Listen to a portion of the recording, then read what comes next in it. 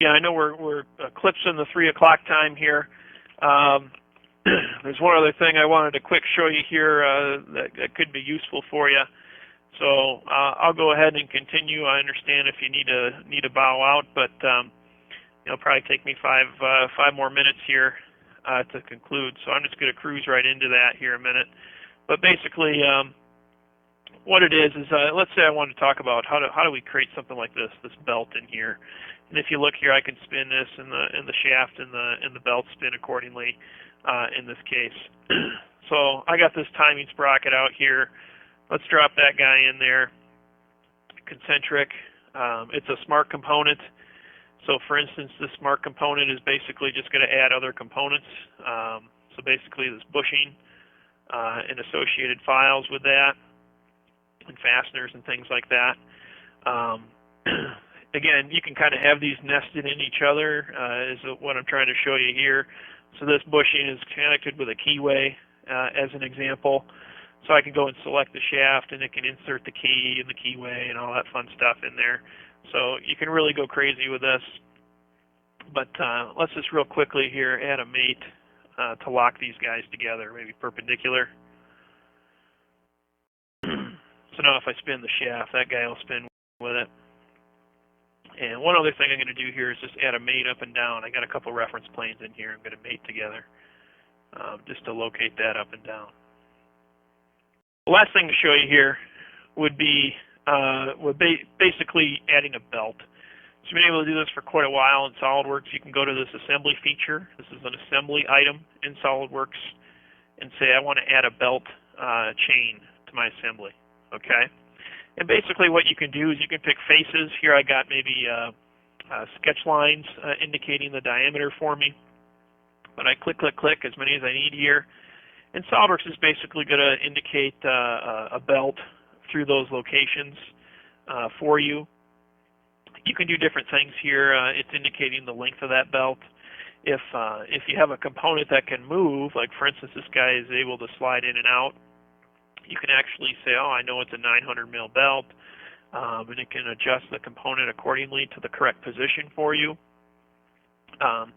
If I engage the belt here, it's basically like adding gear mates, but it's not technically going to add them. So it'll actually create that movement, such as I showed you on this one, automatically. And you can even create a part file. So if you actually want to have the belt show up in like a bill of materials, if I create a belt part, it'll create a virtual component for the actual belt part. So if I go ahead and just accept this for the sake of something quick here, and just show you now, everything's engaged automatically because I had engaged belt turned on. All the ratios are correct for the belt accordingly. If you look down here in my feature tree, down at the bottom, here's my belt and the length, and then here's the actual belt part as well. So it'll be totaled in a bill of materials accordingly. If you want to go crazy like I did over here, you could actually edit that part, and I could go find that sketch as an example. And if you want to extrude this to give it a dimension, maybe create it as a thin feature, maybe a couple mil thick, mid-plane it, so on and so forth. Now it looks like you actually have geometry for your belt there as well. So if you want to check interference and collision and that type of stuff, you could as well. I'll anticipate the question someone might be thinking. No, this is not actually moving. It's just an extrusion to kind of represent the belt. But the actual extruded belt that I just created is not flowing around the pulleys.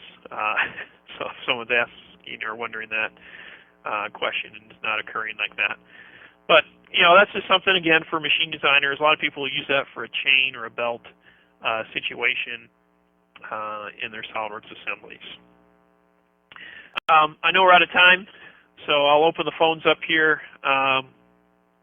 Again, if anyone has any questions, the phone should be active if you have any questions, and we can kind of finish and wrap up with any questions that people may have. Customize your library. I've got a question.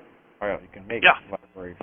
Will that belt fall or like a Toolbox. the inside of the curve instead of going around pulleys? Mate reference seemed to be kind of... Yeah. Like Right. you're saying, like the inner Yeah, if you had another diameter? idler or something, Tensioner. a Idler. tensioner or an idler, Uh-huh. another one that would be on the outside. Oh, like it's going to be on the outside there? Correct. Yeah, when I was in there creating the belt, if I go back and edit it here, like I can switch, you should get a little arrow that shows up on each one. Okay. And so like if you had a tensioner or something out here, you should be able to flip it. Now here it's going to like look like it's trying to wrap all the way around. But that way it would flip to the opposite side. Okay. So yeah. Can you go back to those screws on the screw configuration? I thought you said you were going to be able to get to that as far as populating a screw pattern. Oh, on the motor? Right. Is that what you're talking about? Correct. Yeah, basically, again, the motor is just set up as a smart component again. So if I go in here, here we'll just do it on this guy real quick here again. There's my motor. Put them together. So basically what you'd have to do is you'd have to again create. This would be kind of like your I call it a dummy assembly. It's not the correct term for it, but this basically is not a real subassembly. Okay, it's basically there to harbor the smart component. So right? If I took a screw with just I had the diameter and a face as common, and then populated it using the pattern, or not pattern, but related geometry. Like if I put in the holes with the wizard for the tapped holes, I should be able to pick one of the holes and populate the rest of them as far as the tapped screws. It works that way? Right. Okay. Right. So here I just dragged a screw out of the toolbox. Okay, this isn't the right one, obviously, right? Correct. You know, you're saying like this. You go do a pattern, right? You're gonna pattern this guy based on these holes. Correct. Apparently that's not a patterned item in the motor part. It's probably an imported part. Yeah. It's probably an imported part. So okay. So in other words, let's say I drag another one out there. Yeah. But let's say you've done that, okay? Mm-hmm. So basically what you're going to do then is you're going to make the motor a smart component. Like you don't actually need this gearbox in here at all. Correct. Okay, but you're going to make this motor a smart component. You're just going to go to Tools, make Smart Component. The motor is the smart component. Mm-hmm. Okay. But now you're going to use this component of the tool, and the extra. These are basically extra components you want to automatically insert, and that's going to be the screws. Right. Okay, and then when you hit check mark save, that motor is now a smart component. You drag the motor in, and then you'll have to right-click on it and say insert smart features to populate the screws. Sounds great. Okay. Answered. Thank you.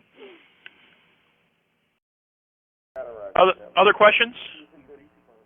Yes, when you made the belt appear to be rotating and whatnot, do you have to have simulation software to do that, or can it work with just standard SolidWorks? Standard SolidWorks is fine. Yep, has nothing to do with simulation. This is just standard degrees of freedom, basically, in SolidWorks. Yeah. Okay. And that highlighted Instant 3D icon, what is that? 3D over here in the library, is that what you're talking about? No, at the top, in the center, the menu bar at the top. Oh, right here. I'm sorry. Yes. I was thinking 3D Content Central. Instant 3D, that's just a functionality in SolidWorks where if, let's say I have this part file open, it's easier showing a part, okay? So if I just pick out a face or something as an example, there's the dimensions. You know, I could just pick this dimension, you know, make it 25, and it updates. It's like a live rebuild. Oh, okay. Okay. You know, like here I could just start dragging stuff around maybe here. I'm not familiar with this part maybe here, but I don't know if this would work. Here we go. See, I can just kind of I'm just dynamically dragging this dimension around. Yes. And it's rebuilding. Okay. Now, obviously, this is, you know, taxing on your video. If you got some antiquated video card, it's going to kill it. Oh, but, okay. You can toggle it off. Like if I toggle it off, I can't do that. See, I can double click and see the dimensions, but I can't dynamically drag that. Okay. I actually have to go over to the feature tree and say edit sketch or edit feature. Okay. So Well, I typically run with it on just because it shows cool stuff, but you know, I don't know if in my based on what I was doing day to day would determine whether I run with that on or off. If I do really simple stuff, I'd have it on. If I do more complicated shapes, I'd have it off. Okay, gotcha. Other questions?